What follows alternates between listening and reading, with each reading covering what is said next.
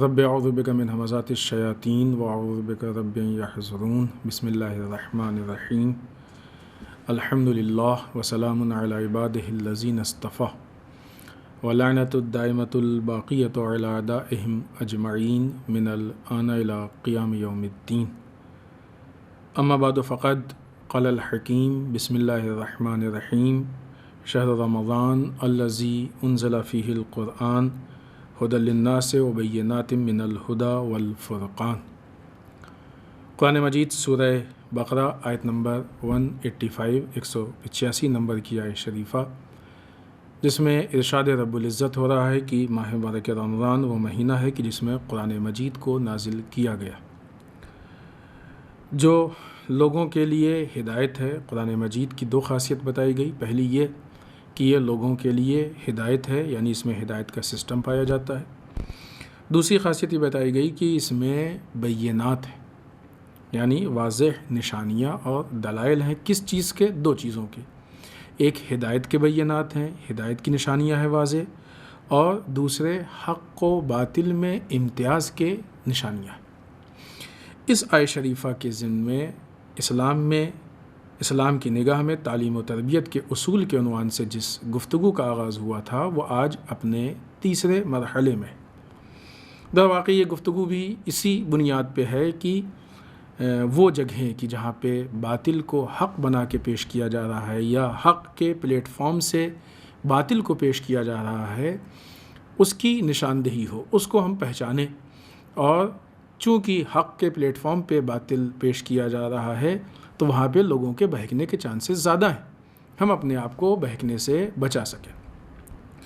اس سلسلے میں پہلی گفتگو میں ہم نے آپ کی خدمت میں عرض کیا تھا کہ علم کا کیا مقصد ہونا چاہیے، اگر مقصد بدل جائے تو کیا پرابلم ہے، علم کن چیزوں کو پورا کرتا ہے اور کہاں تک اس تقاضوں کو پورا کرتا ہے۔ دوسری میں جو تربیت کو تعلیم سے الگ کیا گیا اس سے متعلق تھوڑی سی گفتگو ہوئی تھی، اور یہ جو گفتگو ہے کہ یہ باطل پیش ہو رہا ہے، پرابلم ہے، یہ وہ مسائل ہے، اس کا اسلام سے کیا تعلق ہے، جس میں ہم نے آپ کے سامنے فرعون، شیطان کی پرستش، دجال کا انتظار، یہ ساری باتیں آپ کی خدمت میں عرض کی تھیں کہ یہ سارے کام ایلومیناٹی کی طرف سے ہو رہے ہیں، کہ جس میں استعماری طاقتیں سب شامل ہیں۔ در واقع یہ انہی کا حصہ ہیں، انہی کا جز ہے کہ جو بہت ساری تنظیموں کے ذریعے ان کاموں کو انجام دے رہی ہیں۔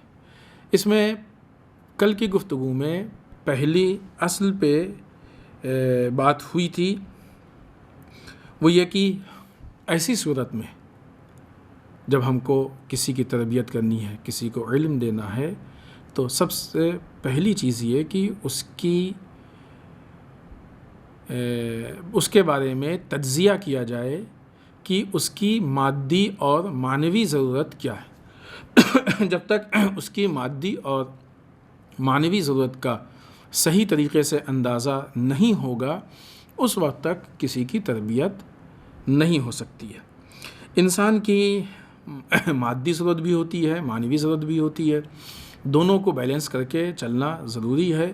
اگر دونوں ڈس بیلنس ہوں گے تو اس کا ریئیکشن جرائم اور کرپشن کی شکل میں سامنے آئے گا، کہ جو سماج اور معاشرے کے لیے بہرحال ایک مصیبت بنتا جائے گا۔ یہاں پہ تعلیم کے ذریعے اور تربیت کے ذریعے سے جو معاشرے میں پرابلم آ رہی ہے، وہاں پہ معنویت کے پہلو کو دبایا جا رہا ہے اور مادیت کے پہلو کو اجاگر کیا جا رہا ہے۔ مادیت کی خواہشات اور شہوتوں کو بڑھایا جا رہا ہے۔ اس سلسلے میں سورہ آل عمران کی 14 نمبر کی آیت شریفہ آپ کی خدمت میں پیش کی گئی تھی کہ لوگوں کے لیے دنیا کی خواہشات، عورتیں، اولاد، سونے چاندی کے ڈھیر، تندرست گھوڑے یا چوپائے، کھیتیاں سب سجا کے پیش کر دی گئی ہیں کہ یہی دنیا کا مال ہے اور اللہ کے پاس بہترین انجام ہے۔ یعنی یہ جو خواہشات ہیں جن کو پیش کیا جا رہا ہے، یہ وہ چیزیں ہیں کہ جو انسان کو دھوکہ دینے والی ہیں۔ دوسری آیت شریفہ سورہ آل عمران کی 185 نمبر کی، کہ جس میں ارشاد ہوا تھا کہ زندگانی دنیا تو صرف دھوکے کا سرمایہ ہے، یہ حقیقت نہیں ہے۔ آج جو دنیا کی پرابلم یہ ہے، ہماری بات اس مقام پہ ختم ہوئی تھی کہ آج معاشرے کی دنیا کی پرابلم یہ ہے کہ لوگوں کی شہوتوں کو بھڑکایا جا رہا ہے، لوگوں کی شہوتوں کو اجاگر کیا جا رہا ہے۔ یہ آج کے تربیت کا ایک خاص حصہ ہے۔ یہ تربیت کسی بچے یا کسی انسان کے جو اسکول لائف ہے اس بیچ میں بھی ہوتی ہے۔ یقیناً ڈائریکٹ ایسا نہیں ہوتا ہے، لیکن انڈائریکٹ بہت ساری چیزیں ہو جاتی ہیں بعض اوقات، لیکن اس سے زیادہ پھر یہ چیزیں میڈیا، کلچر، ان ساری چیزوں کے ذریعے سامنے آتی ہیں۔ تعلیم اگر یہ شعور نہیں پیدا کرتا ہے کہ ہم کو مانوی ضروریات کو پورا کرنا چاہیے، تو یہ خود راستہ فراہم کرتا ہے کہ شہوتیں اجاگر ہوں۔ اور آج کے ہمارے تعلیم کے سسٹم میں اس کا کوئی بھی راستہ نہیں ہے، اور کوئی بھی ایسا نظام نہیں پایا جاتا ہے کہ جہاں پہ معنویت کے بارے میں گفتگو ہو۔ لہٰذا وہ راستہ کھول رہا ہے، اور نہیں کہ کھول رہا ہے بلکہ فکر و شعور کو مار کے ان شہوتوں کو جگہ دے رہا ہے اور اس کو مضبوط بنا رہا ہے۔ یہ ساری باتیں اس بنیاد پہ کہ ڈائریکٹ شہوتوں کو ابھارنے کا کام نہیں ہے، لیکن معنویت کو مارنا یہ خود شہوت کو ابھارنا ہے، مادیت کو مضبوط کرنا ہے۔ لہٰذا آج اگر آپ دیکھیں، جب یہ بچہ، یہ گفتگو ہماری اس جگہ سے شروع ہوئی، البتہ تھوڑی دیر پہلے شروع ہو چکی ہے، 1 منٹ پہلے، کہ جب بچہ ایک مقام تک پہنچتا ہے تو اس کے اندر مال کی شہوت ہوتی ہے، اس کے اندر دنیاوی ساز و سامان کی شہوت ہوتی ہے، اس کے اندر پراپرٹی کی شہوت ہوتی ہے، خواہشات ہوتی ہے، عہدے کی شہوت ہوتی ہے۔ یہ ساری چیزیں انڈائریکٹ اس کی فکر بن جاتی ہے، اور یہ سارے خواب لے کے وہ آگے بڑھتا ہے۔ کل کی گفتگو میں ہم نے یہ بات عرض کی تھی کہ یہ سارے جب انسان ایک پلاننگ کے ساتھ ایک ہدف بنا کے نکلتا ہے کہ ہم کو مثلاً ایسے مکان میں رہنا ہے، ہم کو اس لائف اسٹائل میں رہنا ہے، ہم کو ایسے زندگی گزارنا ہے، اور پھر جب نارمل انکم سے وہ اس جگہ تک نہیں پہنچ پاتا ہے تو پھر وہاں سے جرائم اور کرپشن شروع ہوتے ہیں۔ البتہ اس کا ایک سائیڈ ایفیکٹ یہ بھی ہے کہ جب کسی انسان کو اپنے ملک میں اپنے خواب پورے ہوتے ہوئے نہیں دکھتے ہیں، تب پھر وہ مائیگریٹ کر جاتا ہے کسی دوسرے ملک۔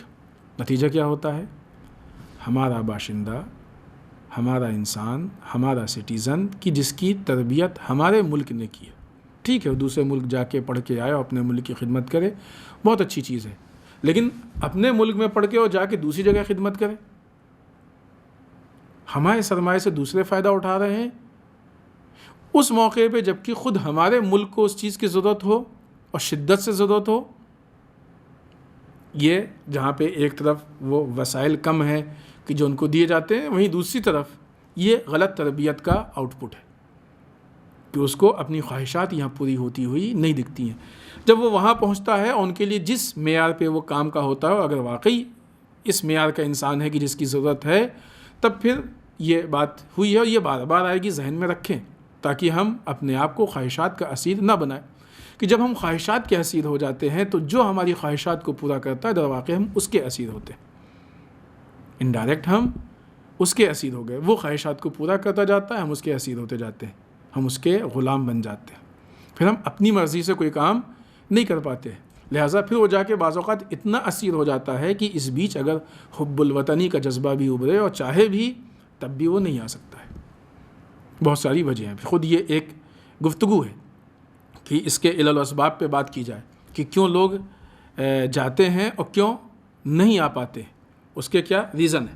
ابھی وہ چیز ڈائریکٹ ہمارے موضوع میں نہیں ہے، ہمارے موضوع میں صرف اتنی بات ہے کہ اس غلط تربیت کا ایک سائیڈ ایفیکٹ اور بہت بڑا سائیڈ ایفیکٹ یہ بھی ہے کہ جو ہمارے عوام کو اس مقام پہ پہنچاتا ہے۔ اس میں ایک بہت اہم بات جو سامنے آتی ہے وہ یہ کہ وہ افراد جن کا تعلق دین سے ہے یا مذہب سے ہے، جب ان کو یہ محسوس ہوتا ہے کہ تربیت کی پرابلم ہے، تربیت میں پرابلم ہے، اول تو یہ پیاس محسوس ہو، یہ بہت بڑی بات ہے، کیونکہ وہ جو باطل سسٹم ہے وہ پیاس محسوس نہیں ہونے دیتا ہے۔ اس کا کمال ہی یہی ہے کہ ہم ایجوکیشن کا ایسا سسٹم بنائیں گے کہ ہم آپ کو ایسی کوئی تعلیم نہیں دیں گے جس سے آپ کا شعور جاگے، زندہ ہو، آپ کی فکر بیدار ہو، آپ کے اندر بصیرت پیدا ہو، لیکن ایسا پڑھائیں گے کہ آپ کو لگے کہ آپ پڑھ رہے ہیں، آپ پیاسے ہوں لیکن پیاس کا احساس آپ کے اندر نہیں ہونا چاہیے، ورنہ احساس ہوگا تو آپ پانی کی تلاش کریں گے اور پانی پی لیں گے تو پھر ہمارے زہر سے آپ بچ جائیں گے۔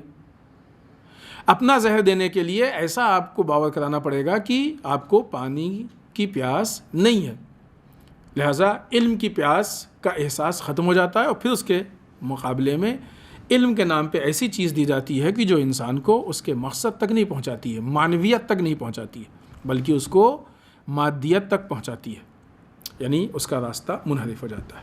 اب اگر ایسے میں چونکہ صحیح تربیت فطرت کی ایک مانگ ہے، لہٰذا کبھی اگر فطرت سے آواز اٹھتی ہے، اندر سے آواز اٹھتی ہے کہ نہیں کچھ تو کمی ہے، اور انسان غور و فکر کر کے پہنچ جاتا ہے، یا کسی کی ہدایت سے یا کسی اور ذریعے سے، اور اس کو احساس ہوتا ہے کہ ہم کو تربیت کی ضرورت ہے، تو ایسا نہیں کہ احساس ہونے کے بعد انسان جہاں پہنچ جائے وہاں پہ اس کو صحیح تربیت مل ہی جائے، پھر بھی مشکل پیش آتی ہے۔ صحیح تربیت چاہنا اور اس کا احساس پیدا ہونا بہت اہم ہے۔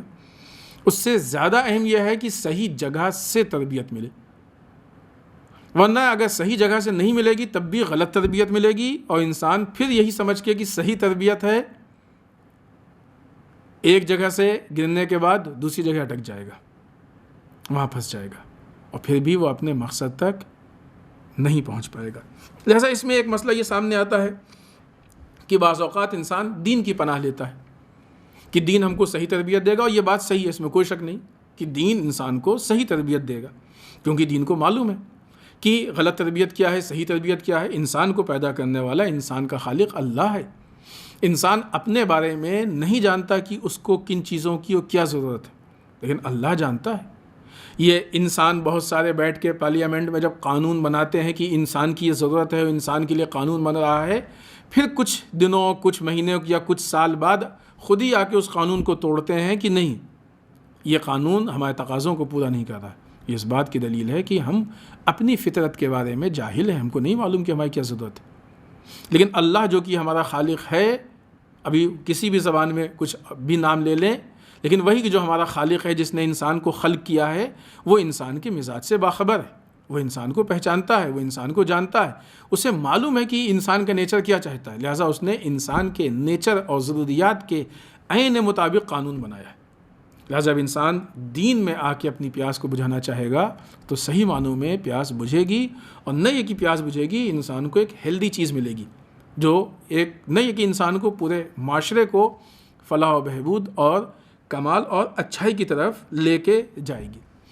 لیکن مسئلہ اس بات کا ہے کہ یہ دین ہم لے کس سے رہے ہیں، کیونکہ ہمارے معاشرے کا ایک بہت بڑا حصہ کہ جو کہ اس معاشرے کی تربیت کی وجہ سے خراب ہو چکا ہے، جب وہ دین میں داخل ہوتا ہے تو اسی غلط تربیت کو لے کے آتا ہے، اور اسی غلط تربیت کیا مطلب؟ مادیت والی تربیت، جو معنویت سے دور والی تربیت ہے، یعنی وہی کہ جہاں پہ الومناٹی استعماری اور استکباری طاقتوں کے اثرات ہیں، ان اثرات کو، اور شاید بعض اوقات ان کو خود بھی نہیں معلوم ہوتا ہے کہ اپنے ساتھ کتنا بڑا زہر لے کے جا رہے ہیں۔ جیسے آج کل یہ کورونا وائرس ہے، بعض اوقات انسان کے اندر وائرس آ جاتا ہے، اس کو خود بھی نہیں معلوم ہوتا ہے، اور پھر جب یہ معلوم ہوتا ہے کہ اس کو وائرس ہے تو پھر جو لوگ اس کے رابطے میں آتے ہیں ان کا ٹیسٹ ہوتا ہے تو معلوم ہوتا ہے کہ مثلا یہ آدمی 25 آدمیوں کے بالفرض رابطے میں آئے تو اس میں سے 10 کو اس نے پہنچا دیا، لیکن اس کو نہیں معلوم تھا، تب یہ ایک آدمی نے انجانے میں 10 کو 15 کو بعض اوقات سب کو خراب کر دیا۔ بعض اوقات یہ غلط تربیت لے کے آنے والے یا تو عمدن ہوتے ہیں، اور اگر عمدن نہیں ہیں تو سہون غلطی سے ہی، لیکن دوسروں کو بھی خراب کر دیتے ہیں، دوسروں کو بھی نقصان پہنچا دیتے ہیں۔ یہ وہ جگہ ہے کہ جہاں پہ شیطان زیادہ بہکاتا ہے۔ شیطان زیادہ، کسی کو اگر نماز سے روکنا ہے تو ظاہر سی بات ہے مسجد کے دروازے پہ بیٹھنا ہوگا، شراب خانے پہ بیٹھ کے انسانوں کو نماز سے نہیں روکا جاتا ہے۔ نہیں ہے کہ بہکانے کے لیے شراب خانے پہ نہیں بیٹھا جاتا ہے، وہاں تو بہکے ہوئے ہی ہیں، بہکانے کے لیے مسجد جانا پڑے گا، امام باڑے جانا پڑے گا بہکانے والے۔ لہٰذا جن لوگوں کو گمراہ کرنا ہے، دین سے جن کو کھینچ کے لے کے جانا ہے، چھین کے لے کے جانا ہے، مثلا کسی بچے کو اگر اس کی ماں کے گود سے چھیننا ہے تو اس کی ماں کی گود سے چھیننے کے لیے انسان اس کے پڑوسی دشمن کے گھر تھوڑی جائے گا، اس کی ماں کے پاس جائے گا کہ گود سے چھینے۔ دینداروں کو اگر دین سے چھیننا ہے تو یہ اسلام دشمن طاقتیں اسلام کے اس آغوش میں آئیں گی، مسجد میں آئیں گے، امام باڑے میں آئیں گے، یہاں پہ آ کے ان کو چھیننے کی کوشش کریں گے۔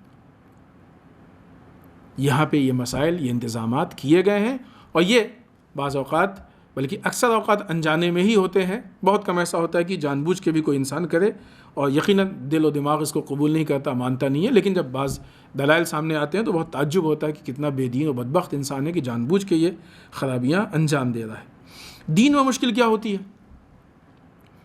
جب یہ دین میں، خوب دین میں بہت سارے مسائل ہیں، ابھی وہ ساری چیزوں پہ ہم گفتگو یہاں پہ نہیں کریں گے جو ہمارے موضوع سے متعلق ہے۔ دین میں فکری انحراف ہے جو لوگوں کو صحیح دین سے صحیح فائدہ نہیں اٹھانے دیتا ہے۔ دین میں ڈپلیکیٹ دین ہے جو ہمارے درمیان رائج ہوتا ہے، جس کی وجہ سے ہم اوریجنل دین سے دور ہو جاتے ہیں۔ رسومات والا دین ہے، کلچر والا دین ہے، یا ڈپلیکیٹ مرجع بنائے جاتے ہیں، پیش کیے جاتے ہیں تاکہ انسان اوریجنل مرجع سے دور ہو جائے، وغیرہ اس طرح کی بہت ساری چیزیں ہیں کہ جو لوگوں کو دین سے دور کر دیتی ہیں۔ پرابلم ہوتی ہے تاکہ وہ دین کے نزدیک نہ آنے پائیں، دین ان کو محفوظ نہ رکھ سکے، کیونکہ دین کے نزدیک آ گئے تو دین ان کو محفوظ کر لے گا، پھر دین ان کی فکروں کو بھی بیدار کر دے گا، ان کے اندر بصیرت پیدا کر دے گا، ان کے شعور کو بلند کر دے گا، صحیح تربیت کر دے گا۔ لہٰذا اب یہ جو غلط تربیت والا سلسلہ ہے وہ ختم ہو جائے گا، ٹوٹ جائے گا، یہ کمزور پڑ جائے گا۔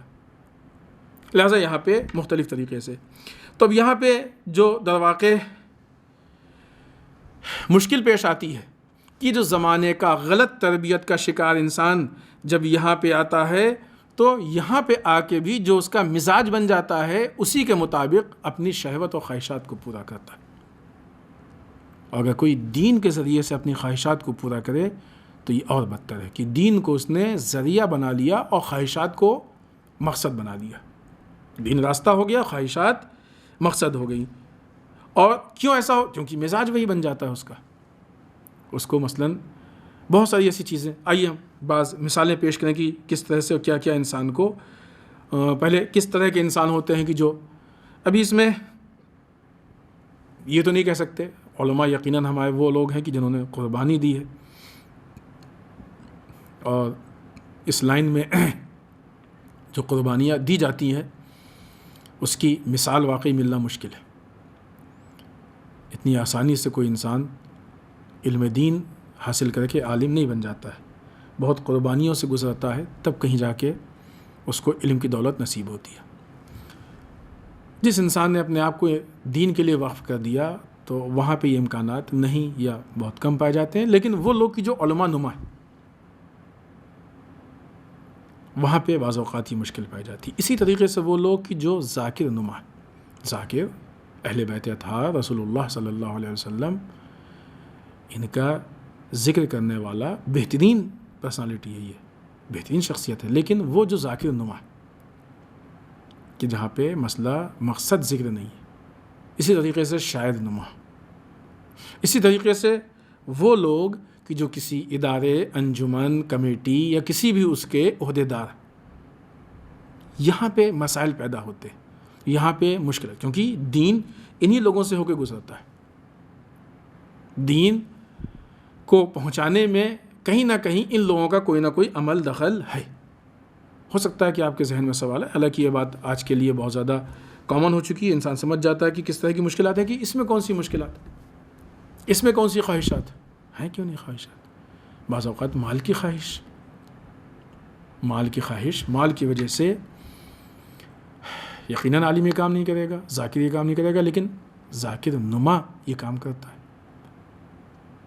پھر وہ دولت کے اعتبار سے، پبلک کے لیے، زمانے کے اعتبار سے، ابھی پبلک تو پہلے سے ہی غلط تربیت کا شکار ہے، ابھی ہم بھی جا کے وہاں پہ ان کی ہی متعلق بات کریں تو پھر اصلاح تو نہیں ہوئی، دفاع تو نہیں ہوا، بلکہ انہی کی فکر کو اور ہم نے مضبوط کر دیا۔ تو ہدایت کے نام پہ ہم نے گمراہی کو اور مضبوط کر دیا، مستحکم کر دیا۔ ایسے ہی یہی مسائل و مشکلات پیدا ہوتے ہیں شاعر نما میں۔ کبھی یہ کام مال و دولت کے لالچ میں ہوتا ہے، کبھی شہرت کے لالچ میں ہوتا ہے کہ اتنا مثلا اچھا پڑھو، لوگوں میں واہ واہی ہو تاکہ شہرت ہو، لوگ کہ ہاں ماشاءاللہ کیا کہنا، اچھا لگتا ہے۔ کسی کے صحیح اور غلط ہونے کا معیار یہ بن ہی نہیں سکتا کہ لوگوں کو یا اکثریت کو اچھا لگ رہا ہے، لیکن آج ہمارے معاشرے میں ہے کسی کے صحیح یا غلط ہونے کا معیار، اس کے بارے میں فیصلہ ہم کس بنیاد پہ کرتے ہیں؟ ارے کیا کہنا، اکثریت ان کو قبول کرتی ہے، لوگ بس بڑی تعریف کرتے ہیں۔ خوب یہ چیز معیار نہیں بن سکتی، ہمارے پاس دین کا پورا پیمانہ اور خاکہ موجود ہے، اگر وہ دین سے مل رہے ہیں تو صحیح ہے، نہیں تو غلط ہے، بھلے ہی پوری دنیا واہ واہی کرے، کسی کے واہ واہی کرنے سے تھوڑی صحیح غلط ہو سکتا ہے۔ لہٰذا مال ہے، دولت ہے، شہرت ہے یا عہدہ ہے، بعض اوقات اس طرح کے افراد، اس فکر کے افراد عہدے کے لالچ میں، خوب ایک خواہش ہوتی ہے کہ ایک عہدہ ہو ہمارے پاس، لوگ کہیں آگے کہ ماشاءاللہ فلاں صاحب ان کے پاس یہ عہدہ ہو۔ ابھی یہ عہدہ ضروری نہیں ہے کہ ایک مقام کے، بعض اوقات جو ہے خود معاشرے میں عہدہ ہوتا ہے۔ آپ دیکھیں کہ اس چینل سے یا اس اسٹیج سے، اس پلیٹ فارم سے، اس جگہ سے جو گمراہی جا رہی ہے یا جانے کے چانسز ہیں یا جا سکتی ہے، وہ اتنی اہم ہے کہ سرکار سید الشہداء امام حسین علیہ السلام نے بھی مکے میں خطبہ منی کے لیے علماء اور جو وہاں کے معزز افراد تھے ان کو جمع کیا، ان کو جمع کر کے آپ نے یہی کہا۔ اسی طرح کی وہ خطبہ منی بھی ہمارے موضوع میں نہیں ہے، آپ انشاءاللہ اس کو دیکھیے گا، اس کا مطالعہ کیجیے گا کہ تم نے اپنی رسومات، اپنی باتوں کے لیے دین کو قربان کر دیا، دین کو قربان ہوتے دیکھتے رہے تو کچھ بولے نہیں۔ یہ مسائل کیوں پیدا ہوتے ہیں؟ بعض ادارے ایسی شرط کیوں لگاتے ہیں کہ ہمیں یہ پڑھا جائے گا کہ نہیں پڑھا جائے گا؟ کیوں؟ اس لیے کہ ان کو ادارے کے کسٹمر سے ڈر ہوتا ہے۔ ظاہر سی بات ہے کہ جہاں دینداری کی بات نہیں ہوگی وہاں پہ معاملہ پھر کسٹمر کی شکل میں ہوگا، کہ جو لوگ آتے ہیں، جو ڈونیشن دیتے ہیں، جو کہیں ایسا نہ ہو کہ وہ ناراض ہو جائے۔ حالانکہ احتمالی ڈر ہے، ہو سکتا ہے نہ بھی ہو، کیونکہ جو ادارے حق بیانی میں سپورٹ کر رہے ہیں اور حق بیانی کے راستے فراہم کر رہے ہیں، خب ان کو بھی تو کوئی پرابلم نہیں ہے نا، ان کا بھی تو کام چل رہا ہے، ان کو ایسی کوئی مشکل نہیں، اس لیے ڈر احتمالی ہے، بہت ضعیف ہے، کمزور ہے۔ لیکن چونکہ ان کا ایمان کمزور ہے، لہٰذا اس کمزور سے ڈر کو بھی وہ بہت مضبوط سمجھتے ہیں۔ ان کو بعض اوقات اپنے عہدے کا ڈر ہوتا ہے، خوب شہوت ہوتی ہے یہ کہیں کہ ہم فلاں ادارے کے عہدے دار ہیں، ہم فلاں ادارے کے ذمہ دار ہیں، اس سے وہ ایک دل کی پیاس ان کی بجھتی ہے، ڈرتے ہیں کہ ایسا نہ ہو کہ حق بیانی سے کام لیا جائے تو ہمارا عہدہ خطرے میں آ جائے، کہ ایسا نہ ہو کہ ہم عہدے سے الگ ہو جائیں، لہٰذا اپنے اس عہدے کو باقی رکھنے کے لیے دین کو قربان کر دیتے، حقیقی دین ضائع ہو جاتا ہے۔ اور بعض اوقات عہدے کو پانے کے لیے دین کو قربان کر دیا جاتا ہے، کیونکہ وہ جو پیاس ہوتی ہے عہدے کی، وہ جو خواہش ہوتی ہے عہدے کی، اس کو بجھانا ان کو زیادہ اہم لگتا ہے۔ پھر اس کے بعد جب یہ شہوتیں رائج ہو جاتی ہیں تو دوسرے لوگ آ کے اس کی واہ واہی کر کے اس کی تشویق بھی کرتے، شوق دلاتے۔ تو یہ جو پلیٹ فارم ہے دین کا کہ جہاں سے تربیت ہونی چاہیے، بعض اوقات یہاں بھی مشکل ہے۔ اگر یہ پلیٹ فارم سالم رہتا، اس میں مسائل اور مشکلات پیدا نہ ہوتے، تو کسی کی مجال نہیں تھی کہ جو معاشرے کو فاسد کر سکتا تھا۔ اور دوسرے مسائل ہیں، بعض اوقات بعض ایسے تنظیمیں، ایسے ادارے کہ جو باطل مقاصد کے ساتھ دین میں کودتے ہیں اور آنے کے بعد ہمارے جوانوں کے جذبات سے کھیلتے ہیں۔ ہمارے جوانوں میں دینداری کا جذبہ ہے، ان کے پاس خلوص ہے، اخلاص ہے، پھر وہ آ کے ہمارے جوانوں کے جذبات سے کھیلتے ہیں، کبھی امام حسین علیہ السلام کے نام پہ، کبھی امام علی علیہ السلام کے نام پہ، کبھی امام زمانہ جل تعالیٰ فرجہ الشریف کے نام پہ آ کے جوانوں کو بیوقوف بناتے ہیں اور دین کے نام پہ ایسی چیزیں پیش کرتے ہیں جس کا تعلق دین سے نہیں ہے۔ یہ وہ سارے راستے ہیں کہ جو ایک صحیح تربیت سے کسی کو کنارے کرتا ہے تاکہ غلط لوگوں کے لیے خود بخود راستہ بن جاتا ہے، اور پھر غلط لوگ ان کو وسائل مل جاتے ہیں، حالات ان کے، اور یعنی ان کو قوت مل جاتی ہے، طاقت مل جاتی ہے، تو ان کے حالات ایسے ہو جاتے ہیں کہ وہ اپنے باطل کام کو زیادہ اچھے طریقے سے انجام دیں۔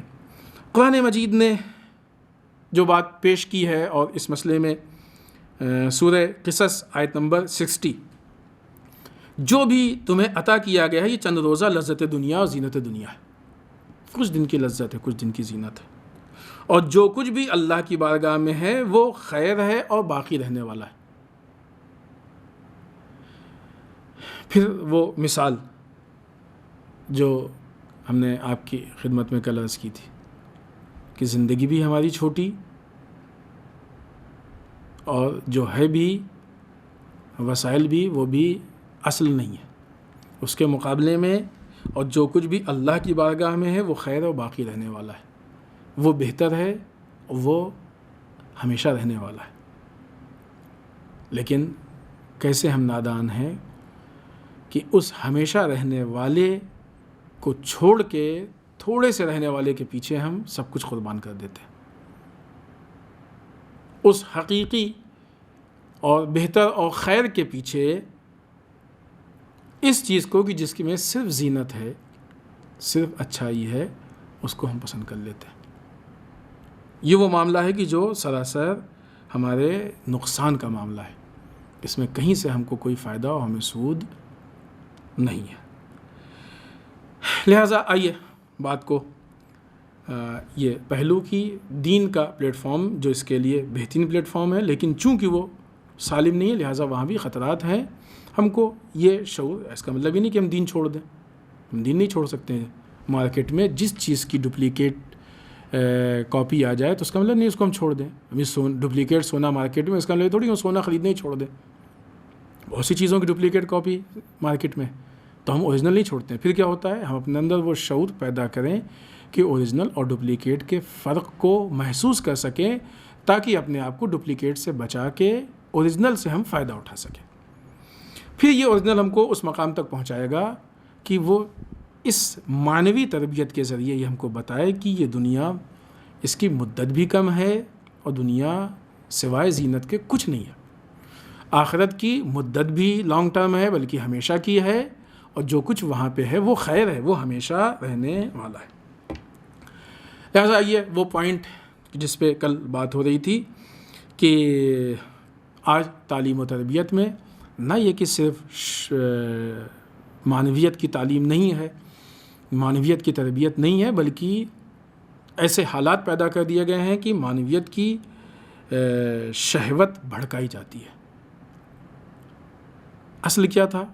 معنویت کی شہوت کو مارنا چاہیے تھا، نہیں مارا، ایک پرابلم۔ شہوت بھڑکنے لگی، یہ دوسری پرابلم، اس سے بڑی پرابلم۔ کیا ہے اس دونوں میں فرق؟ پہلے میں اگر یہ شہوت نہیں ماری گئی ہوتی تو ہم کو اس شہوت کے مارنے کا انتظام کرنا ہوتا۔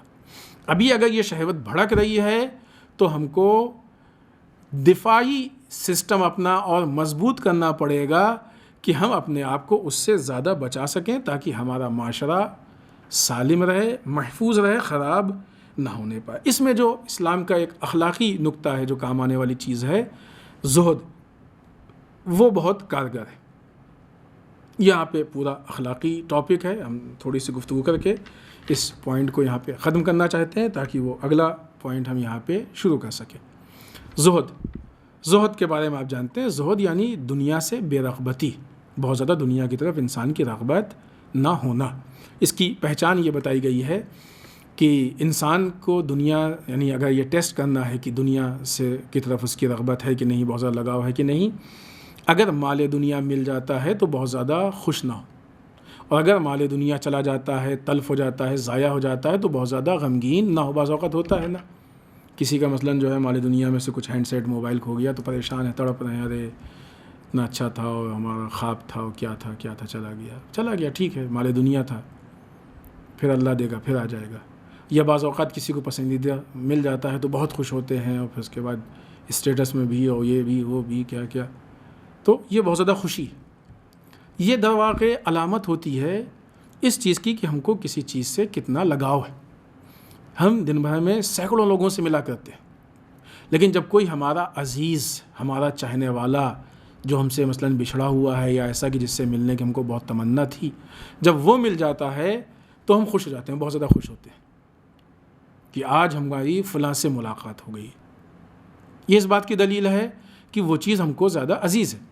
تو اگر ہمارے لیے دنیا زیادہ عزیز ہے تو مال دنیا کے ملنے سے ہم بہت خوش ہوں گے، بڑا فخر کریں گے، ہم نے فلاں گاڑی خرید لی، فلاں ماڈل کی گاڑی خریدی، فلاں ہم نے گھڑی خرید لی، فلاں موبائل سیٹ خرید لیا، فلاں، یہ بہت خوش، سب ہر ایک کو بتاتے ہیں دیکھیے کیسا ہے، کتنے فنکشن ہے یہ، اور کھو جاتا ہے تو بہت پریشان ہوتے ہیں۔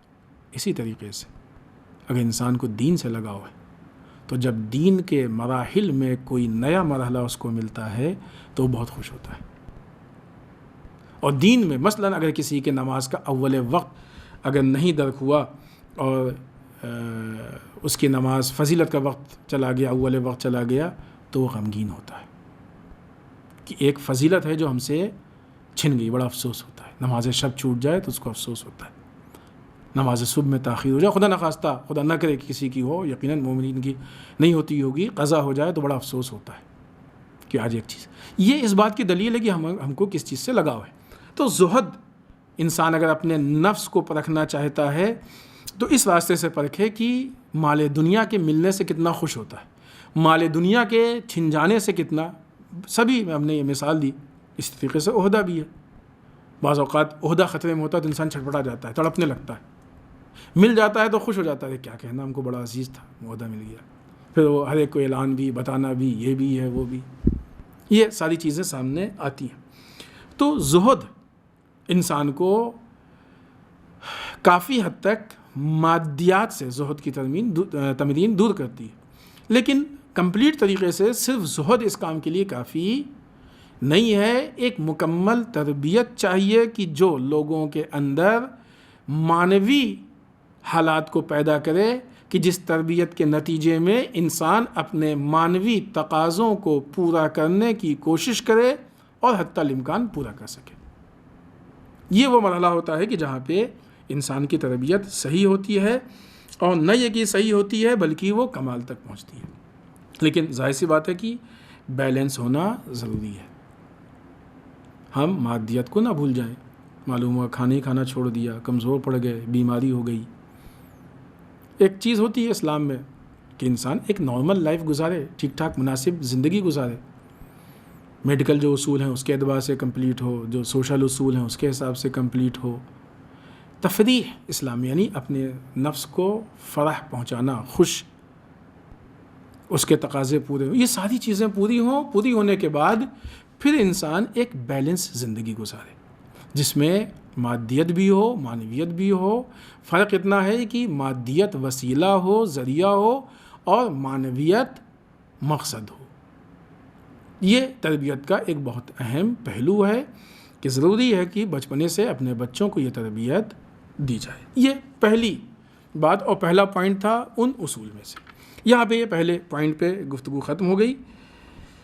یہ بات واضح کر دی جائے کہ یہ موضوع بہت وسیع ہے، اور ہمارے جیسے طالب علم، البتہ چھوٹے سے طالب علم، ادنیٰ سے طالب علم کی سکت نہیں ہے کہ اس موضوع کے حق کو ہم ادا کر سکیں، اور اس کے باوجود جو باتیں سامنے ہیں وہ ساری باتیں بیان ہو بھی نہیں سکتی، کیونکہ ظاہر سی بات ہے کہ بہت زیادہ موقع نہیں ہوتا ہے۔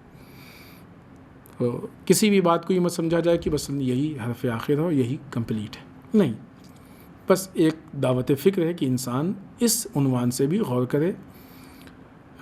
ہو سکتا ہے کہ بہت ساری چیزیں جو آپ دیکھتے ہیں روزمرہ نگاہوں کے سامنے آتی ہیں، لیکن جب اس نگاہ سے دیکھیں گے تو بہت ساری نئی باتیں یا نئے جہت سے وہ دکھائی دیں گے، پھر وہاں پہ خطرات، خرابیاں، پرابلمس، مسائل، مشکلات محسوس ہوں گے، پھر انسان اپنے آپ کو بچا سکتا ہے۔ دوسرا پوائنٹ اس سلسلے میں کہ اسلام میں تعلیم و تربیت کے جو اصول ہیں اس میں دوسرا پوائنٹ، پہلا پوائنٹ کیا تھا؟ پہلا پوائنٹ یہ تھا کہ معنوی اور مادی اعتبار سے اس انسان کا تجزیہ کرنا، تاکہ جو اس کی ضروریات ہیں معنوی اور روحانی، مادی اور روحانی ضروریات، ان کو پورا کیا جا سکے۔ دوسرا پوائنٹ اس سلسلے میں ہے کہ انسان کے اندر کرامت نفس یا عزت نفس کے احساس کو جگانا۔ کرامت نفس یا عزت نفس، جس کو ہم سیلف رسپیکٹ کہہ سکتے ہیں۔ سیلف رسپیکٹ بہت اہم چیز ہے، ہر انسان کے اندر ہونی چاہیے، لیکن ایک لمٹ ہوتی ہے۔ بعض اوقات سیلف رسپیکٹ جب اپنی لمٹ سے بڑھتی ہے تو پھر یہ تکبر بن جاتی ہے، گھمنڈ و غرور بن جاتی ہے۔ لہٰذا سیلف رسپیکٹ ایک حد تک ہونی چاہیے، لیکن ضروری۔ سیلف رسپیکٹ اگر انسان کے اندر نہیں ہو تو پھر وہ انسان مردہ انسان ہوتا ہے، زندہ انسان نہیں ہوتا ہے۔ سیلف رسپیکٹ کی تربیت ہونی چاہیے۔ سیلف رسپیکٹ آج کے زمانے میں ہے، کہا بھی جاتا ہے لوگوں کے اندر بعض اوقات اس نام سے کہ بھائی سیلف رسپیکٹ کرو، یہ چیزوں، لیکن جو اس کے معیار بتائے جاتے ہیں ان معیار میں ڈنڈی مار لی جاتی ہے۔ ڈنڈی مارنا تو ایک محاورہ ہے، آپ کو معلوم ہوگا۔ پہلے کے زمانے میں جو ابھی تو وہ الیکٹرانک ترازو آ گئے، اس سے پہلے وہ تھا اسٹینڈ والا تھا۔ پہلے ایک ترازو آتا تھا جو ڈنڈی ہوتی تھی، ڈنڈی میں 2 طرف پلے لٹکے ہوئے ہوتے تھے، تولنے والا تھوڑا سا ہاتھ وہ کر کے، وہ مخصوص ان کے انداز ہوتے تھے، کم تولتا تھا لیکن سامنے والے کو دونوں پلے برابر دکھتے تھے اور وہ سمجھتا تھا کہ صحیح تولا گیا ہے، اور وہ سامنے بیٹھے بیٹھے آنکھوں میں دھول جھونک کے بے ایمانی کر لیتا تھا، تو اس کو کہتے تھے ڈنڈی مارنا۔ آج بہت ساری چیزوں میں ڈنڈی ماری جاتی ہے، یعنی کیا مطلب؟ ہمارے ساتھ بے ایمانی، ہمارے سامنے، نگاہوں کے سامنے آنکھوں میں دھول جھونک کے بے ایمانی ہو جاتی ہے اور ہم کو احساس بھی نہیں ہوتا ہے، اور اسی لیے ہماری فکروں کو مارا جا رہا ہے، ہمارے شعور کو مارا جا رہا ہے، ہمارے اندر بصیرت نہیں پیدا ہونے دی جا رہی ہے، ہمارے فکروں کو خراب کیا جا رہا ہے تاکہ ہماری آنکھوں میں جب دھول جھونکی جائے تو ہم کو احساس بھی نہ ہو۔ اور کتنے آسانی سے لوگ جو ہیں آنکھ بند کر کے ان باطل سازشوں پہ بھروسہ کر لیتے ہیں اور باطل طاقتوں کو صحیح مان لیتے ہیں، معصوم سمجھتے ہیں، بعض اوقات ان کا دفاع کرتے ہیں۔ عام آدمی کی بات کر رہے ہیں، البتہ بہت زیادہ نہیں ہے لیکن ہیں کچھ لوگ اس طرح کے۔ تو یہ سیلف رسپیکٹ کی بات ہوتی ہے، لیکن جو اس کے معیار ہیں اس معیار میں دھوکہ دیا جاتا ہے۔ آج کی جو یہ استعماری اور استکباری طاقتیں ہیں، ایلومیناٹی ہے، یہ سیلف رسپیکٹ کے معیار کو بدل لیں گی۔ وہاں پہ کیا تھا؟ مانوی ضروریات سے انسان کی توجہ ہٹائی جا رہی تھی، یہاں سیلف رسپیکٹ کے جو اصل معیار ہیں ان سے توجہ ہٹائی جا رہی ہے، ان سے توجہ ہٹائی جانے کے لیے غلط معیار کو لا کے سامنے رکھا جا رہا ہے، اور انسان تاکہ اس غلط معیار کو پورا کر کے یہ سمجھ سکے کہ ہم نے اپنے کرامت انسانی یا عزت نفس کے تقاضوں کو پورا کر دیا ہے۔ لہذا ضروری یہ ہے کہ ہم سیلف رسپیکٹ کو پہچان سکیں اور اس کے تقاضوں کو بھی پورا کر سکیں۔ در واقع انسان اللہ کی ایک مخصوص اور خاص مخلوق ہے، اشرف المخلوقات ہے، ساری مخلوقات میں سب سے اشرف ہے، سب سے بلند مخلوق ہے، سب سے اچھی اور خوبصورت مخلوق ہے۔ لہٰذا جتنی بھی نعمتیں اور جتنی بھی چیزیں اللہ نے خلق کیا ہیں، ان ساری چیزوں میں انسان کی جو موقعیت ہے، جو مقام ہے، وہ الگ ہے نا؟ عزت ایک الگ عزت ہو گئی ہے۔ اب آدمی آپ سے کہے کہ اس مجمع میں آپ آگے بیٹھیے، یہاں پہ سینکڑوں ہزاروں لوگ ہیں، لیکن جو آپ کا مقام ہے وہ کسی کا نہیں،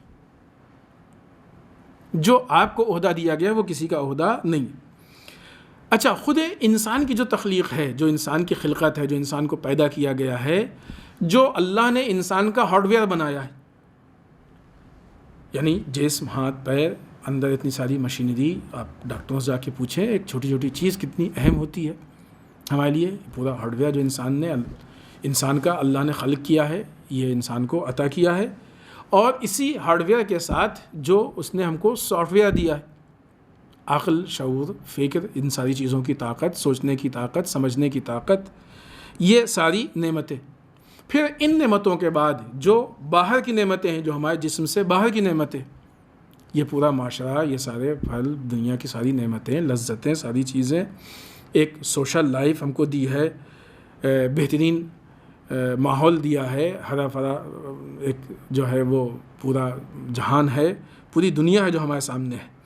یہ ساری چیزیں انسان کے اندر احساس پیدا کرتی ہیں کہ وہ عزت نفس اور کرامت نفس کو محسوس کرے اور اس کے بارے میں وہ سیکھنے کی کوشش کرے۔ اگر یہ انسان اپنے معیار سے گر جائے گا تو یہ پست ہو جائے گا، ویسے ہی کہ جیسے اس نے اپنے آپ کو آلودہ کر لیا ہو، خراب کر لیا ہو، گندا کر لیا ہو، انسانی گوہر کو برباد کر دیا ہو۔ یا اگر یہ انسان اپنی خواہشات کا شکار ہو جائے گا تو پھر وہ یعنی خواہشات کا اسیر ہو جائے گا، غلام ہو جائے گا، جس کے نتیجے میں عقل اور روح جیسی عظیم اللہ کی نعمتیں ضائع ہو جائیں گی اور یہ انسان عزت نفس اور کرامت نفس سے گر جائے گا۔ ایک مثال دیں تاکہ ہم اپنی اس بات کو، یہ جو بات ہم نے آپ کی خدمت میں عرض کی ابھی تک، اس کو مزید واضح کر سکیں۔ مثال کے دو پہلو ہیں اور دونوں اعتبار سے ہم دو الگ الگ چیزوں کو آپ کے سامنے پیش کرنا چاہتے ہیں تاکہ اس کرامت نفس اور عزت نفس کو، البتہ اس کے بعض پہلو کو ہم سمجھ سکیں۔ خود عزت نفس پہ گفتگو ہم نہیں کر رہے ہیں کیونکہ وہ ایک مستقل پہلو ہے، جیسے اس سے پہلے والا پوائنٹ تھا، خود معنوی ضروریات اور مادی ضروریات پہ ہم نے گفتگو نہیں کی، بلکہ ہم نے گفتگو کیا کی کہ جو معاشرے نے اس کو ڈس بیلنس کیا ہے۔ ہم نے گفتگو اس پہ کی کہ الومناٹی، استعماری اور استکباری طاقتوں نے کیسے اس کو معنوی ضروریات کو ہماری پورا نہیں ہونے دیا اور مادی ضروریات کو ابھارا ہے۔ ویسے ہی یہاں پہ ہم کرامت نفس اور عزت نفس کے اصل موضوع پہ گفتگو نہیں کر رہے ہیں، ہم اس بات پہ، چونکہ وہ ہمارے ٹاپک میں، ہمارے موضوع میں وہ پوری گفتگو نہیں ہے۔ ہمارا موضوع یہ ہے کہ کرامت نفس اور عزت نفس کو ہم سے کیسے چھینا جا رہا ہے اور اس کو بچانا، یہ ہمارے بنیادی حقوق اور اصول میں سے ہے اور یہ تربیت میں سے ہے، تربیت کا خاص حصہ ہے کہ جو آج کی تربیت میں نہیں پایا جا رہا ہے۔ ماہ مبارک رمضان انسان کی تربیت کا بہترین موقع ہے۔ یہ تربیت ہے کہ ہم لوگ پرہیز کرتے ہیں اور پریکٹس کرتے ہیں پرہیز کرنے کی، لہٰذا بہت ساری چیزیں کہ جن سے ہم پرہیز کر سکتے ہیں اور بہت سی چیزیں جو اپناتے ہیں، اپنا سکتے ہیں، لہٰذا ماہ مبارک رمضان میں ہم اپنے نفس کی بہتر سے بہتر تربیت کریں تاکہ ہر طرح کی خرابیوں سے ہم اپنے آپ کو بچا سکیں اور نکال سکیں۔ آئیے مثال جو آپ کی خدمت میں عرض کر رہے تھے، ایک انسان، آپ نے اس کو بلایا کسی کمپنی میں، کسی پروجیکٹ میں، اس کو ایک بہت اچھا اونچا عہدہ دیا آپ نے، ظاہر سی بات جب عہدہ دیا، اس کا آفس ہے، بہت سارے اس کو وسائل دیے، امکانات دیے، آفس میں ساری چیزیں ضروریات کی ہوتی ہیں، گاڑی، مکان، ساری چیزیں اس کو آپ نے مہیا کرائیں۔ ان ساری چیزوں کو اور اس عہدے کی بنیاد پہ اس انسان کا ایک معیار، اس کو معاشرے میں کیا کہتے ہیں؟ اسٹیٹس۔ جس طریقے سے سیلف رسپیکٹ کا معیار بدلا جا رہا ہے، ویسے ہی اسٹیٹس کے معیار بھی بدلے جا رہے ہیں۔ کہتا نہیں انسان کہ ہم فلاں کام نہیں کر سکتے، ہمارا اسٹیٹس نہیں ہے، اسٹیٹس ہمارا گر جائے گا۔ آپ کسی سے کہیے کہ ایک فقیر یا غریب کے ساتھ بیٹھ کے کھانا کھا لو، بہت کم لوگ تیار ہوں گے۔ کیوں؟ اس لیے کہ ان کے اسٹیٹس کے خلاف، یہ جھوٹا اسٹیٹس ہے، کوئی معیار نہیں اس اسٹیٹس کا۔ ائمہ کی روش یہی تھی کہ وہ غربا کے ساتھ، فقیروں اور غلاموں کے ساتھ بیٹھ کے کھانا کھاتے تھے۔ یہ جھوٹا، ایسے بہت سے جھوٹے اسٹیٹس ہیں معاشرے میں۔ مثلا بعض لوگوں کا اسٹیٹس ہے کہ ہم فلاں ماڈل کی گاڑی سے چلتے ہیں، اس سے کم کی گاڑی سے ہم نہیں چل سکتے، اسٹیٹس ہے، ہمارا اسٹیٹس ہے بالفرض، ایسا لوگ کہتے ہیں۔ ہمارا اسٹیٹس ہے کہ مثلا ہم 4 ویلرز چلتے ہیں، 2 ویلرز نہیں چلتے، ایسا لوگوں کا ایسا کہنا ہے۔ اب بتائیے، ہم مثال دے رہے ہیں، خدا نخواستہ ایسا کچھ اللہ نہ کرے کہ اس نفس میں اتنی بیماری اور اتنی خرابی پیدا ہو۔ تو یہ لوگ کہتے ہیں یہ جھوٹا اسٹیٹس ہے، کوئی اسٹیٹس نہیں ہے۔ کیوں؟ اس لیے کہ اسٹیٹس کے معیار کو گرایا گیا، معیار کو تبدیل کیا گیا، انسان کو دھوکہ دیا گیا، ڈنڈی ماری گئی ہے انسان کے ساتھ۔ یہ اسٹیٹس نہیں ہے۔ اسٹیٹس کیا ہے وہ انشاءاللہ ہماری یہ گفتگو آج اگر ہم آخر تک پہنچ گئے تو، ورنہ کل اس والے پوائنٹ میں کسی حد تک تھوڑی سی واضح ہوگی۔ تو ظاہر سی بات ان ساری چیزوں کے اعتبار سے، دنیاوی اعتبار سے، دنیا کی نگاہ میں انسان کا ایک اسٹیٹس ہے۔ ابھی وہ اسٹیٹس کو لے کے جو انحراف ہے اس کو تھوڑا سا بھی سائیڈ میں رکھتے ہیں، اصل چیز آپ کے ذہن میں آگے ہوگی اس کے بعد۔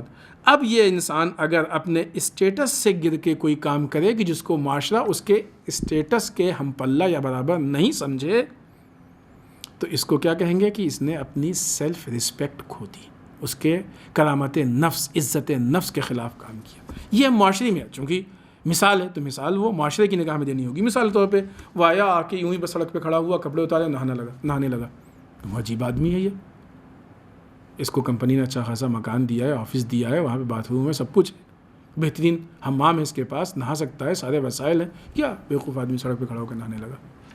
یا مثلاً ایک انسان جو ہے کہ جس کا دنیا میں، معاشرے میں جس کا ایک نام ہے، عزت ہے، وہ یوں ہی انڈر ویئر پہن کے گھر کے باہر نکلا ہے، کیا کہیں گے؟ عجیب انسان ہے، پاگل آدمی ہے، اچھا خاصا اللہ نے دولت دی ہے، سارے وسائل ہیں، سب کچھ ہے، بہترین سوٹ ہیں اس کے پاس، اور انڈر ویئر پہن کے باہر نکلا ہے۔ ابھی دیکھیں یہاں پہ اسٹیٹس کا فرق دیکھیں، یہ حقیقت ہے. تھوڑا سا باتیں ہیں کہ جو کہنے میں بھی اچھی نہیں لگتی، لیکن حقیقت ہے. سمجھیں کہ کس طریقے سے غلط تربیت کے ذریعے سے انسانوں کے جذبات سے اور ان کی فکروں سے کھیلا جا رہا ہے کہ ایک خاتون اگر شارٹ پہن کے نکلتی ہے تو معاشرہ اس کو اچھی نگاہ سے دیکھتا ہے، اور ایک مرد اگر شارٹ پہن کے نکلتا ہے تو معاشرہ اس کو غلط نگاہ سے دیکھتا ہے. سیلف رسپیکٹ کے خلاف. کیوں ہے ایسا؟ یہ فرق کیوں ہے؟ اسی لیے کہ لوگوں کے فکروں سے کھیلا جا رہا ہے. یہ وہی اسلام دشمن طاقتیں ہیں. حجاب ایک مستقل موضوع، ہم یہاں پہ حجاب پہ گفتگو نہیں کر رہے، لیکن مسئلہ یہاں پہ حجاب کا بھی نہیں ہے. مسئلہ یہاں پہ حجاب کا نہیں ہے. مسئلہ صرف انسان دو چیزوں کے درمیان میں فرق کو محسوس کرے کہ مرد پہن لے وہی لباس تو اسٹیٹس کے خلاف ہو جائے، عورت پہن لے اتنی بڑا لباس تو اسٹیٹس کے مطابق ہو جائے، اور لوگ واہ واہی کریں، تعریف بھی کریں لوگ اس کی. یہ کتنی عجیب چیز ہے. تو یہ انسان کے اسٹیٹس کے خلاف ہے. خوب اس سے بدتر کہ جو شاید اس کی بنسبت ہمارے مثال اس بات سے گفتگو زیادہ نزدیک ہے، یہ مثال کہ یہ انسان جس کو آپ نے کمپنی کا ہیڈ بنایا ہے، ایم ڈی بنایا، جو بھی، یہ انسان اپنے کام کے لیے، اپنے اس عہدے کے لیے، اپنے اس محکمے کے لیے آ کے کسی چھوٹے انسان کا اسیر ہو جائے. وہ جو کچھ کہتا جائے یہ مانتا جائے. اب وہ کس اعتبار سے آ کے اس کو اپنے چنگل میں لے لے، لچھے دار باتیں کر لیں کہ کیا کر لے. ظاہر سی بات ہے کہ باطل کے پاس کچھ تو ہوتا ہے کہ جو ہم کو بہکاتا ہے، لیکن اس کے پاس کچھ جو ہوتا ہے اس سے زیادہ یہ کہ ہم غافل ہوتے ہیں.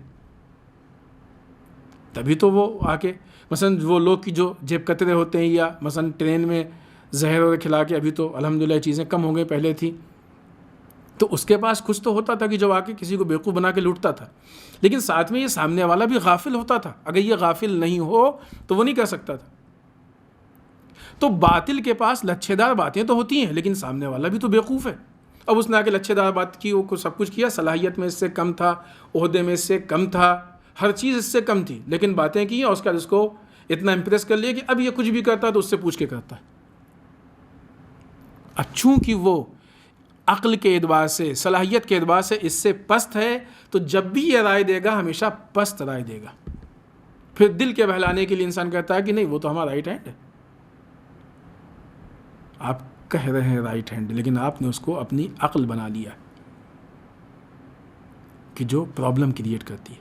ابھی یہ بار بار اس کے، چونکہ وہ پست ہے لہٰذا پست معیار دے رہا ہے، پست مشورے دے رہا ہے. اس پست مشوروں کی بنیاد پہ اس کے کام کا معیار خود بخود پست ہوتا جا رہا ہے. اللہ نے انسان کو اشرف المخلوقات بنایا ہے، اس کے مقابلے میں شیطان چونکہ خبیث ہے لہٰذا پست ہے. شیطان نے لچھے دار باتیں کر کے انسان کو اپنے قبضے میں لے لیا. اب انسان اتنا زیادہ اس کے چنگل میں پھنس گیا ہے کہ اب وہ خود فیصلہ نہیں کرتا کہ ہمیں نماز پڑھنی ہے کہ نہیں پڑھنی ہے، روزہ رکھنا ہے کہ نہیں رکھنا ہے، ظلم کے خلاف بولنا ہے کہ نہیں بولنا ہے، مظلوم کی حمایت کرنی ہے کہ نہیں کرنی ہے، بلکہ اس شیطان کے کہنے پہ چلتا ہے.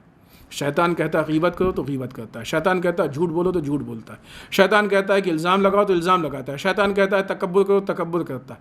شیطان لہذا شیطان ہے ہی، شیطان پست ہے، وہ پست مشورے دے گا. سیلف رسپیکٹ انسان کی کھوتی جائے گی، کرامت انسانی انسان کی کھوتی جائے گی، عزت نفس انسان کی. شیطان اس انسان کو ذلیل بنا کے رسوا کر کے چھوڑے گا.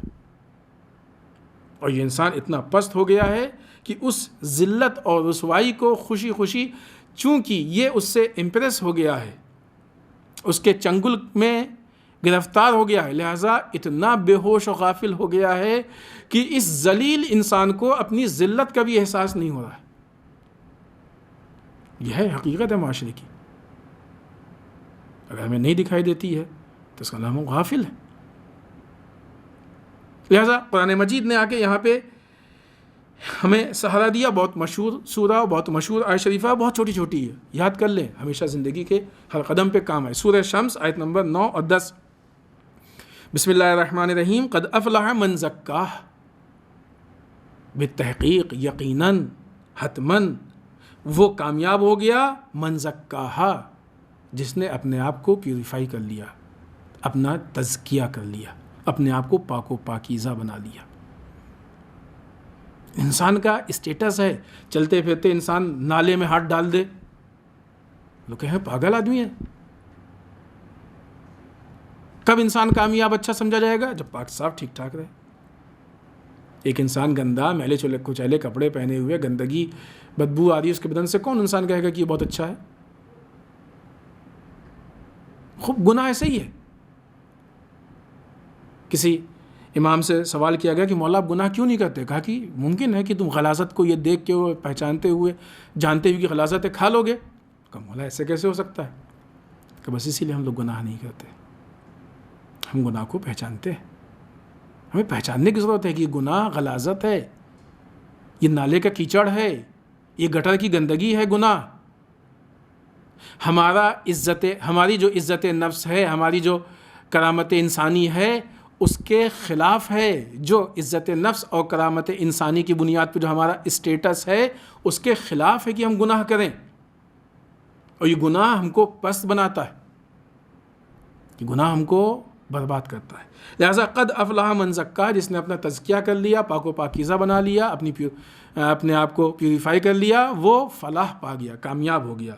اور اس کا دوسرا رخ وقد خاب من دساہا، اور اسی طریقے سے یقیناً وہ بدبخت اور نامراد ہو گیا جس نے اپنے نفس کو آلودہ کر لیا۔ آلودہ کیسے؟ خرابیوں سے آلودہ، گندگیوں سے آلودہ۔ نالے کی گندگی ایک مرتبہ پانی ڈلنے سے ہٹ جاتی ہے، گناہ کی گندگی بغیر استغفار کے نہیں ہٹ سکتی۔ وہ یہ استغفار کے اپنے شرائط ہوتے ہیں، ان شرائط پہ انسان عمل کرے تو پھر انسان جا کے اس کمال تک پہنچ پاتا ہے۔ لہٰذا انسان اپنے واقعی اسٹیٹس کو، کرامت انسانی کو، ابھی اگر انسان کے اندر یہ کرامت انسانی ہو، یہ عزت نفس ہو، پھر اس انسان سے کہا جائے جو معاشرے میں گناہ رائج کیے جا رہے ہیں لوگوں کی طرف سے، ابھی تو بہت سے گناہ رائج ہو گئے، ابھی تو یہ لوگ ڈرنک کو عام کر رہے ہیں، بے حجابی عام کر رہے ہیں، بوائے فرینڈ اور گرل فرینڈ والا معاملہ عام ہو رہا ہے، شادی سے پہلے کی جو ہے وہ اجتماعی زندگی عام ہو رہی ہے، بہت ساری چیزیں عام ہو رہی ہیں۔ جب تک انسان کے اندر کرامت انسانی اور عزت نفس زندہ ہوگی، اس وقت تک انسان ان غلاظتوں میں کیسے مبتلا ہوگا؟ لہٰذا ان غلاظتوں میں مبتلا کرنے کے لیے انسان کے تربیت کو بگاڑنا ضروری ہے، ان کے لیے جو ایسا کرانا چاہتے ہیں۔ لہٰذا انسان کی تربیت کو بگاڑ رہے ہیں۔ لہٰذا آج ہمارے یہاں جو تربیت کا سسٹم ہے، اس میں کہیں سے بھی عزت نفس اور کرامت نفس کو زندہ نہیں کیا جا رہا ہے، اس کو نہیں ابھارا جا رہا ہے، اس کا احساس نہیں دلایا جا رہا۔ اگر انسان گرا ہے، پست ہے، اس کا معیار ہی الگ ہے، وہ یہی باتیں کرتا ہے کہ ہم تو فلاں ماڈل کی گاڑی میں بیٹھتے ہیں، ہم تو فلاں معیار کا برانڈ کا کپڑا، یہ سب ہے نا، یہ آدمی کے اسٹیٹس میں مانا جاتا ہے کہ ہم فلاں برانڈ کا کپڑا پہنتے ہیں، وہ نہیں ہوگا تو ہم پہنیں گے نہیں، ہم تو فلاں اسٹینڈرڈ کا کھانا کھاتے ہیں، وہ نہیں ہوگا تو یہ نہیں، ہم تو فلاں اسٹینڈرڈ کی لائف گزارتے ہیں۔ یہ لیکن جتنے اسٹیٹس اور اسٹینڈرڈ ہیں، ان سب کا تعلق انسان کے جسم سے ہو، بعض اوقات جسم سے بھی اتنا نہیں، اعتباری ہے، جھوٹی چیزیں ہیں جو خالی دل مطمئن ہوتا ہے، کوئی فائدہ نہیں۔ لیکن اسلام جس اسٹیٹس کو بتاتا ہے وہ حقیقی ہے، اس کا تعلق انسان کے انسانیت سے ہے، انسانی ویلیوز کی بنیاد پہ ہے، وہ انسانی اقدار کی بنیاد پہ۔ خوب آج ہمارا وقت ختم ہو رہا ہے، ہم مولا کائنات کے یہاں پہ 2 اقوال ہیں، ہمارے وقت میں 2-4 منٹ بچا ہے، ہم ان اقوال پہ گفتگو کر کے آج کی گفتگو ختم کرتے ہیں، اور اسی پوائنٹ پہ انشاءاللہ کل اپنی گفتگو کو ہم آگے بڑھائیں گے۔ امیر بیان مولا متقیان حضرت علی بن ابی طالب علیہ الصلوۃ والسلام کا یہ قول ہے، 2 حدیثیں ہیں، دیکھیے اگر دونوں ہو جائیں تو، اور یہ دونوں میزان الحکمہ میں، اس کے علاوہ میزان الحکمہ میں اور دوسری حدیثیں ہیں اس موضوع سے، جلد نمبر 4 پہ یہ حدیثیں موجود ہیں، صفحہ نمبر 3335 پہ یہ حدیثیں موجود ہیں۔ امام فرماتے ہیں، پہلی حدیث ہم آپ کی خدمت میں عرض کریں کہ جس نے اپنی عزت کی، یعنی جس کے اندر کرامت انسانی ہو، عزت نفس ہو، جس نے اپنی عزت کی، اس نے گناہ سے اس کی تذلیل نہیں کی۔ جس نے اپنی عزت کی، اس نے گناہ سے، جس نے اپنے خود کی عزت کی، اس نے گناہ سے اس کی تذلیل نہیں کی. خود کی نہیں، اپنے نفس کی. اگر انسان اپنے نفس کی عزت کر رہا ہے تو گناہ کر کے اس کو ذلیل نہیں کرے گا. یعنی گناہ ایک پست چیز ہے، اس کے ملنے سے انسان کا نفس ذلیل ہو جاتا ہے.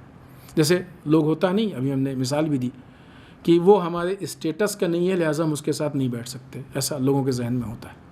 البتہ یہ کافی حد تک صحیح بھی ہو، لیکن پھر وہی کہ یہاں بھی معیار کی پرابلم ہے. یہ جو آدمی کہتے ہیں کہ وہ ہمارے اسٹیٹس کا نہیں ہے، کیوں؟ اس لیے کہ اس کے کپڑے ہمارے کپڑوں کی بنسبت معمولی ہے، اس کا لائف اسٹائل معمولی ہے، مالی اعتبار سے کمزور ہے.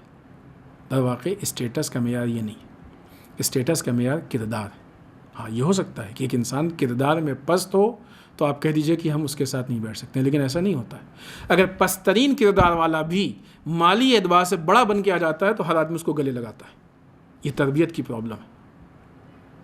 یہ تربیت کی آج دیکھیں کتنی دھوکے ہیں ہمارے سامنے.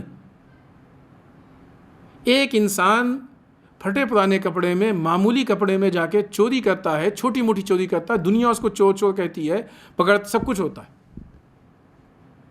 لیکن ایک انسان بڑے بڑے گھوٹالے کر ڈالتا ہے، ہزاروں کروڑ کے گھوٹالے، لیکن چونکہ وہ صاحب دولت ہے، صاحب منصب ہے، لہٰذا کسی کی مجال نہیں کہ اس کو چور کہے، بلکہ لوگ اس کی بظاہر رسپیکٹ کرتے ہیں. کیوں؟ اس لیے کہ وہ سارے معیار بیریئرز توڑ دیے گئے ہیں، معیار ختم کر دیے گئے.